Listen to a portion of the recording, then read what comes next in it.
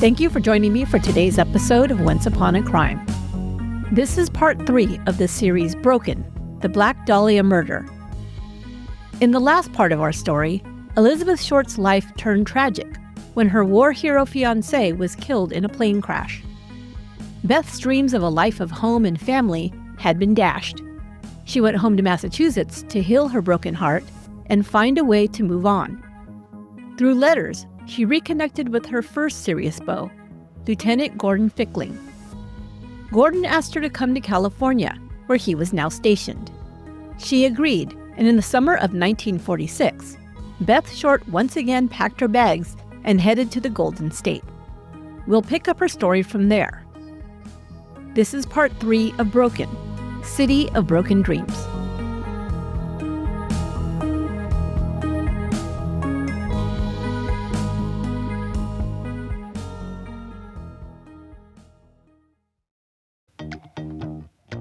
Hey true crime fans, I've got some killer news for you. Once Upon a Crime now has its very own online merch shop. You can grab exclusive podcast gear from our fan favorite tees to cozy hoodies and more. Show your love for the show and get your hands on some wickedly cool merch at onceuponacrime.dashery.com. Grab the link in the show notes and bookmark it to check back often. We'll be adding fresh logo gear and fun seasonal designs all year long. Gear up with Once Upon a Crime merch. Our stories may end in murder, but your outfits will slay.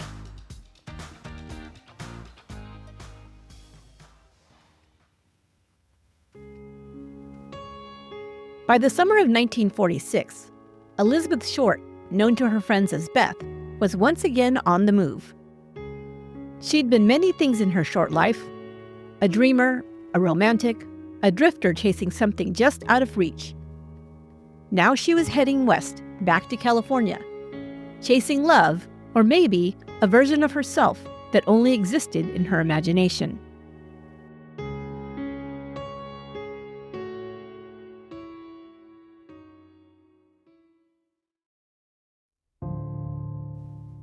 After a brief stay on the East Coast, Beth reached out to her former beau, Lieutenant Gordon Fickling. He was stationed in Long Beach, and in a moment of sentimentality, or loneliness, he invited her to come west for a reconciliation. When she arrived, Gordon helped her secure a small apartment at the Washington apartment building. And on July 22, 1946, Beth signed the register. For a moment, it must have felt like stability. A place, a man, a future. But the fantasy didn't last long. Soon Beth confided to a friend that Gordon had changed. He wasn't talking about marriage anymore. Instead, he seemed to want her, as in her words, quote, some sort of concubine. Still, she told her friend the relationship was platonic. They had barely even kissed. So Beth did what she always did when life disappointed her. She put on her lipstick, pinned a flower in her hair, and went out to make new friends.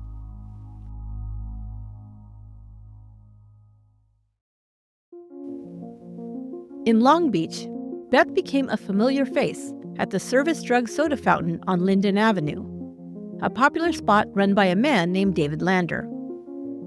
The servicemen who lingered there would whisper to one another when she walked in. Beth had that kind of magnetism, a porcelain-skinned beauty who carried herself like a movie star, even when her wallet was empty. Soon, young men started dropping by the drugstore just for a glimpse of her. One of them was Robert Bob Robertson, a 25-year-old former Marine from Idaho. Beth met him over a soda one afternoon. Bob was polite, charming, and eager to show her around town.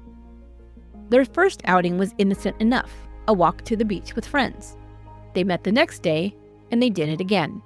And before long, Bob invited her on a trip to Hollywood, 30 miles away, where they went sightseeing and dancing at the Hollywood Palladium, one of the city's most glamorous night spots. It was the kind of evening Beth lived for. Lights, music, and the illusion that she belonged in that glittering world.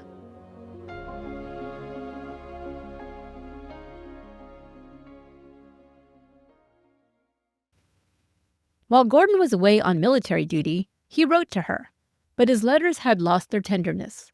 In one, he scolded, You do things that irritate me and burn me up." Beth must have known the romance was fading. So when he returned, she told him she planned to move north, to Los Angeles, to pursue her dream of becoming a model or actress. If she couldn't find love, maybe she could find fame. Gordon, perhaps out of guilt or lingering affection, helped her again. He rented her a room at the Breeport Hotel in Hollywood, registering it under Lieutenant and Mrs. J.G. Fickling. He soon returned to his base in Long Beach, but not before writing, "Loving you the way I do would make me do positively anything, I guess." But by the end of August, their relationship was over. Gordon was being transferred to Texas, and from afar, began to question whether Beth had really ever loved him, or if she'd simply used him to get to California. Ironically, Beth had voiced the very same doubts about him to her friends. Whatever the truth, their story ended there. One more love affair that dissolved under the California sun.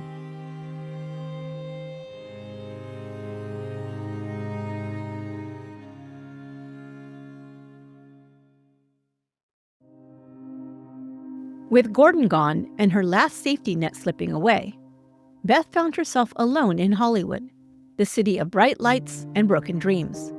She was 22, beautiful, and full of hope. But she was also untethered, naive, and dangerously trusting. And Los Angeles, especially in the post-war years, could be a perilous place for a girl like Beth Short. When World War II ended, millions of American men came home changed by combat, and they returned to a country that had changed without them. During the war years, women had stepped into roles once closed to them, working in factories, managing finances, and socializing more freely. That independence gave women a taste of autonomy, but it also sparked cultural and personal tensions that could turn dangerous. Studies of veterans from later wars like Vietnam and Iraq show clear links between combat-related trauma and domestic violence. Many men struggled to readjust, haunted by battlefield stress or a sense of displacement. Post-war America offered little understanding or treatment for what we now call PTSD, leaving some veterans volatile and violent at home. Sociologists describe a resource backlash. When women gain independence or income, some men react by reasserting control through force. After World War II, women who had worked outside the home were told to give up their jobs and return to domestic life. For men, the pressure to reclaim the role of provider was intense. Economic instability, unemployment, or insecurity about masculinity could feed resentment and sometimes aggression. Routine activity theory tells us that crime increases when there are more potential victims in public spaces and fewer safeguards. In the late 1940s and 50s, more women traveled alone, went out socially, or worked in urban environments, increasing their visibility to strangers and, unfortunately, to predators. Even as post-war America sold the image of safety, stability, and the perfect nuclear family, the truth was far messier. Underneath the optimism, shifting gender roles, untreated trauma, and expanding social freedoms all combined to create a quieter, but very real, epidemic of danger for women. It was into this world that wide-eyed adventurous Elizabeth Short from Medford, Massachusetts, found herself immersed. She had neither the street smarts nor the toughness of women who had been raised in more hardscrabble environments, nor the ability to navigate the darker side of human nature to keep herself safe. She did, however, have one set of skills: the ability to charm, to make friends easily, and to tug at the heartstrings of others, who, in response, provided her with shelter, meals, transportation, and even cash. Some of these people became close friends, who came to her aid until the end of her short life. With others, she wore out her welcome and came across as manipulative and a bit of a con artist.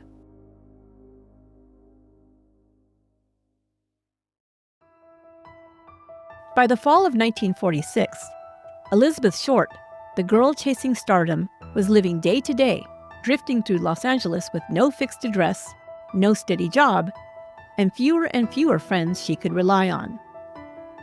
After leaving the Hawthorne Hotel, she and her friend Marjorie Graham upgraded to the Figueroa Hotel, a stately Art Deco landmark in downtown LA. It was a better class of accommodation, a place where young women might feel they were somebody. But that illusion, like so many in Beth's life, didn't last long. Within a week, the rent proved too high, and the girls found themselves on the move again.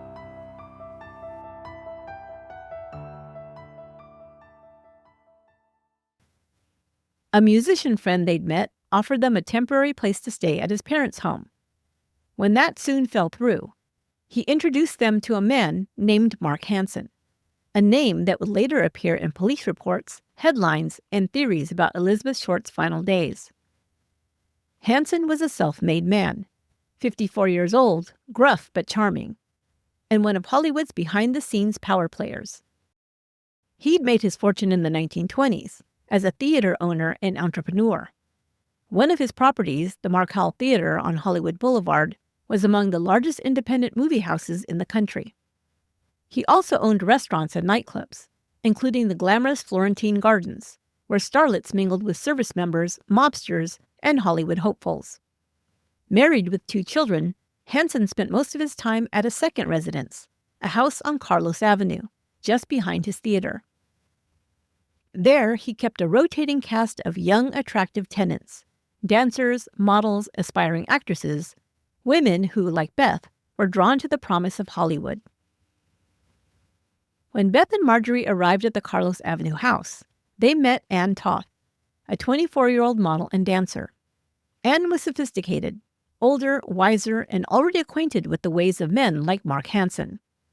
Anne was also the girlfriend of one of Hansen's friends, Leo Himes, a hat designer and retailer who catered to Hollywood's elite. She knew the arrangement.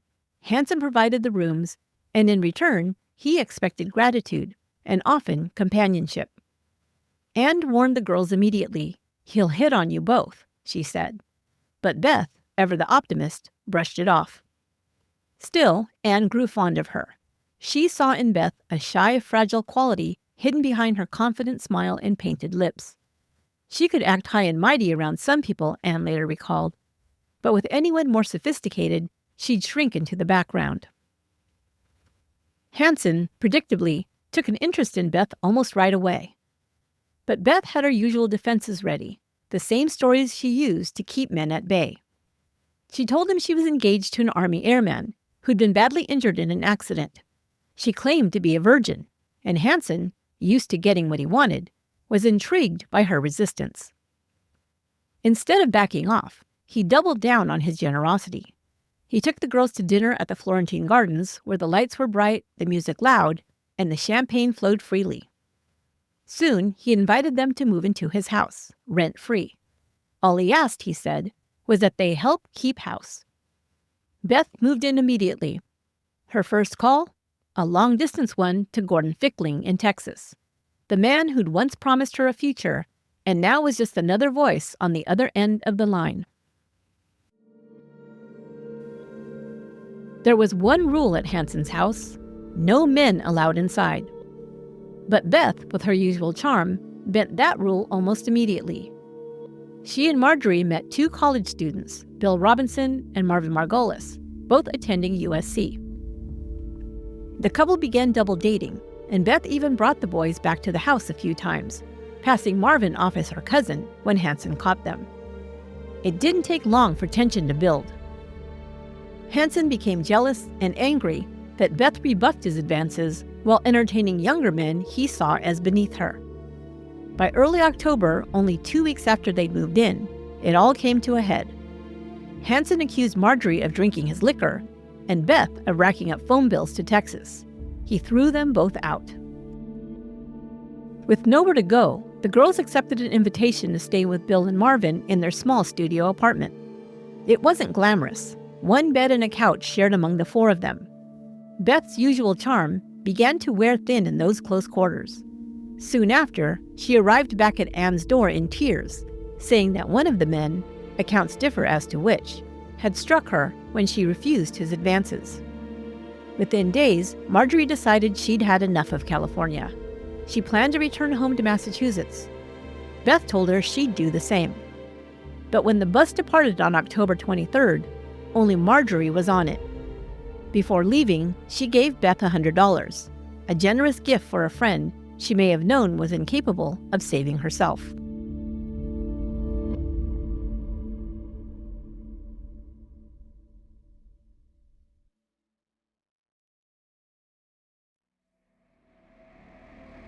Instead of boarding the bus, Beth wandered down Hollywood Boulevard. That's where she met Glenn Kearns, a photographer who asked to take her picture. In a move that spoke both to her trust and her desperation, she agreed, but first asked him to drive her to pick up her things from Bill's apartment. They then drove to Los Feliz, where Beth posed on the steps of John Marshall High School and later leaning against a car. These photos, the last known to have been taken of her alive, show her relaxed, smiling, and completely unaware of the darkness creeping closer. That night, she had Kearns drive her around aimlessly instead of spending her money on a hotel. By morning, she was back at Hansen's door. Anne Toth answered. Beth told her she had nowhere else to go. To Anne's surprise, Hansen allowed her to move back in. He seemed thrilled, in fact. He ordered her new dresses, and from his designer friend Leo Himes, gifted her hats, and even made plans to have her teeth fixed. According to Anne, Hansen told her he'd wait for Beth, that she was his girl now. But even as he showered her with gifts, Beth continued to see other men. The arguments between them grew frequent and heated. Hansen's temper was legendary, and his ego easily bruised. Then one night in November, it all exploded. Beth had already gone to bed when Hansen came home with another woman. Beth flew into a rage, shouting at the woman and accusing Hansen of betrayal. The fight nearly turned physical before Hansen, once again, threw Beth out.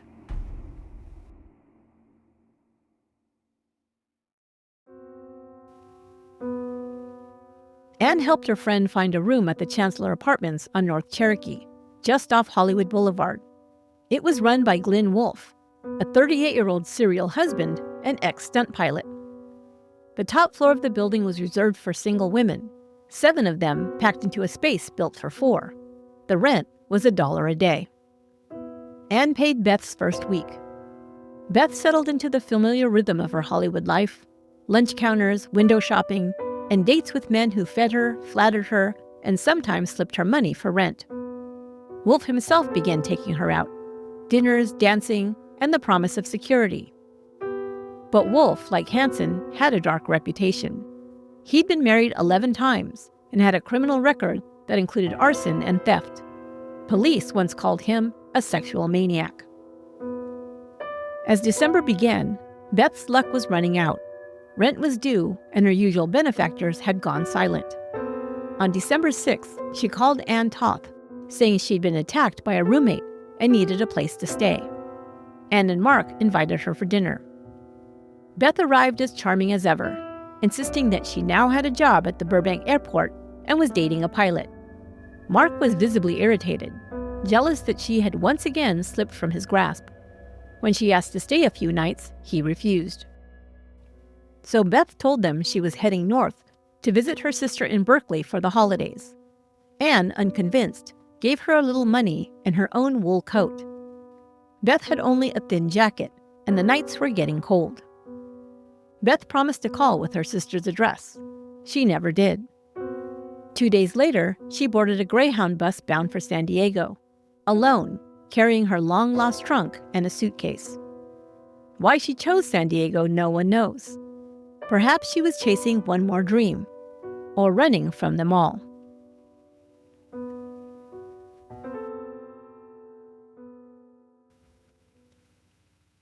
By the end of 1946, Elizabeth's short circle in Los Angeles, the men and women who had once cared for her, used her, or both, had each gone their separate ways. But many of their names, Mark Hansen, Anne Toth, Leo Himes, Glenn Wolfe, would resurface weeks later when police began to piece together the mystery of her final brutal days. On December 9, 1946, Elizabeth Short arrived in San Diego with the same things she'd had in so many other cities: a suitcase, a story, and a hope that felt like a habit. But now she was introducing herself as Betty. She checked her trunk at the Railway Express office, a precaution, or maybe an admission that she didn't know where she'd sleep that night. With her smaller bags in hand, she looked for warmth and found it in the flickering dark of the Aztec Theater. The movie on the marquee that day was fitting, if a little too on the nose: The Blue Dahlia. Behind the ticket window stood Dorothy French, 21, a cashier and usher. She noticed the pretty girl with her hair piled high and her life in 2 bags, sitting through show after show. Dorothy struck up a conversation. The stranger said her name was Betty Short. Betty told Dorothy she was hungry. She said she needed to wire someone for money. Could Dorothy drive her to the telegraph office? Dorothy did one better. She took Betty home.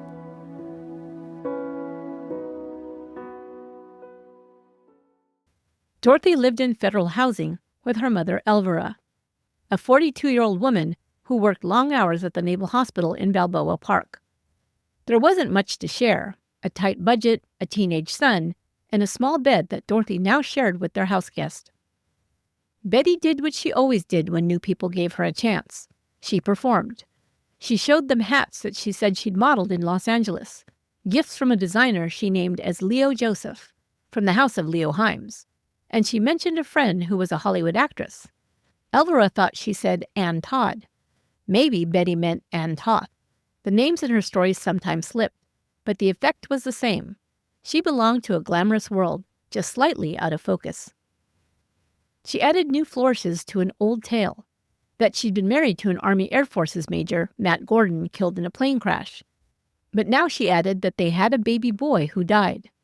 Tragedy as a calling card, sympathy used as currency. Betty promised she'd stay only a night or 2. She stayed a month. By day, she put on her best clothes and did what she did so well: walked. Downtown streets, lunch counters, conversations that turned into free meals and invitations. At night, she drifted back to the Frenches, polite, charming, and grateful. And still a stranger. On December 18th, Betty announced she'd run into an old friend who was taking her to dinner. He wasn't an old friend.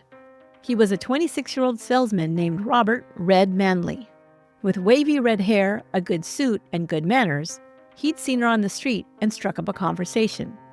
But Betty didn't want the Frenches to think a stranger had picked her up, so she said he'd been a co-worker at Western Airlines. He hadn't worked there, and neither had she. Still, Red was attentive.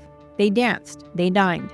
They saw each other nearly every night until just before Christmas, when Red left town to return to his wife in Northern California. By then, he'd confessed that he was married. Betty said she'd been married too, and produced the same newspaper clipping she showed everyone, the one about Matt Gordon. Red asked if he could see her again when he came back through San Diego. Betty said yes, though she said she didn't know how long she'd stay.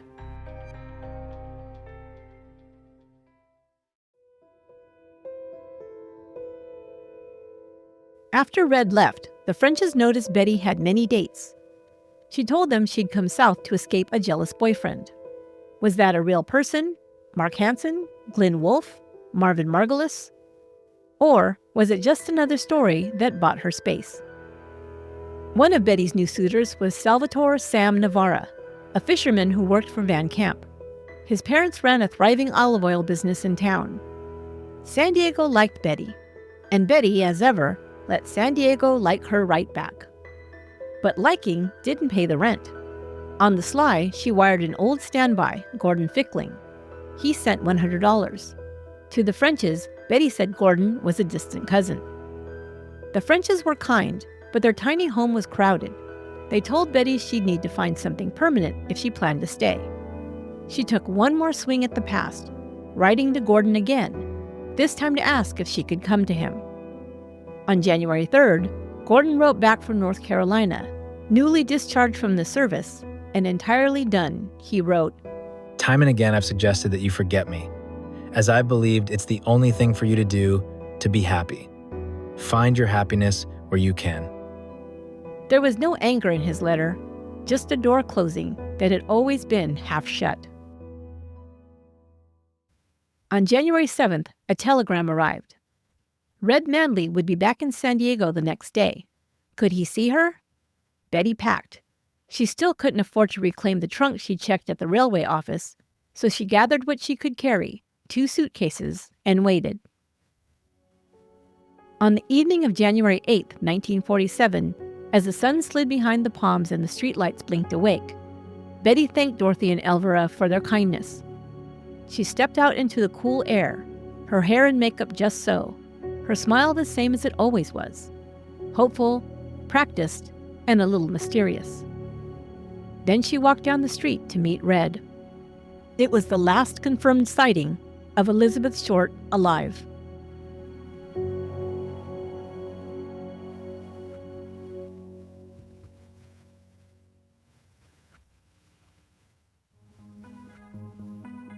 On the next episode of Broken, we follow Elizabeth Short through her lost week. 7 days of rumor, myth, and fresh evidence. We'll separate fact from fiction with new revelations from author William J. Mann in his forthcoming book, Black Dahlia, Murder, Monsters, and Madness in Mid-Century Hollywood. Subscribe to the podcast so you don't miss an episode. Follow us on social media for behind-the-scenes peeks at the Black Dahlia story, breaking news and updates from over 300 true crime cases covered on Once Upon a Crime, discount codes for our merchandise store, and more. You can get all the links at our website, truecrimepodcast.com. Once Upon a Crime is written and produced by me, Esther Sanchez-Ludlow. My executive producer is Lorena Garcia. Until next time, be good to one another.